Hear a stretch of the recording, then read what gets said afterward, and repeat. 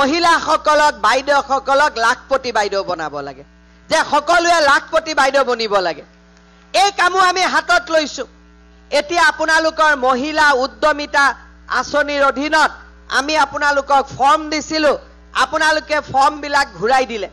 কেইদিনমান পিছতে আপোনালোকৰ ফৰ্মবিলাক আমি পৰীক্ষা কৰিম আৰু যাৰ যাৰ ফৰ্মবিলাক ঠিক আছে তেওঁলোকৰ বেংক একাউণ্টত আমি টুপুং কৰি 10,000 টকা ভৰাই দিম। এই 10,000 টকা পোৱাৰ পিছত আমি টকাটো কাক দি দিম? গিৰিয়েকক দি দিম, হয় নহয়? কোনে কোনে গিৰিয়েকক দিব? হাত দাঙকচোন। চবে না না কৈ আছে, গিৰিয়েকবিলাকে মোকে এতিয়া গালি পাৰিব।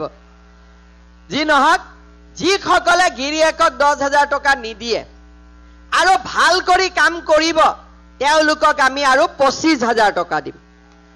তাৰে 12,500 টকা বেংকক ঘূৰাই দিব লাগিব, 12,500 টকা ঘূৰাই দিব নালাগে। ইয়াৰ পিছত 10 আৰু 25 মিলি 35 হ'ল। 35,000 টকাক ভাল কাম কৰিলে 3 বছৰৰ ভিতৰত আমি লাখপতি বনি যাম। আৰু যিসকলে তথাপিতো নবনে সিহঁতক আৰু 10-20,000 টকা মই আৰু দি দিম, তথাপিতো বনাইহে দিব লাগিব। হ'বনে? কাৰ কাৰ লাখপতি হ'ব ইচ্ছা আছে? হাত ডাঙক। ইমান এইফালে ইচ্ছা নাই না, এইফালে ল'ৰাবিলাক আছে না, সেইকাৰণে ইহঁতৰ ইচ্ছা নাই। পুলিচ হ'ব ইচ্ছা আছে নে নাই? আছে। আই মাতৃসকলক লাখপতি বনাইহে এৰিব লাগিব, ঠিক আছে নহয়? কিন্তু বাচ্চা দুটাতকৈ বেছি জন্ম দিলে লাখপতি নহ'ব। হ'ব? মই ঠিক কথা কৈছো নে নাই?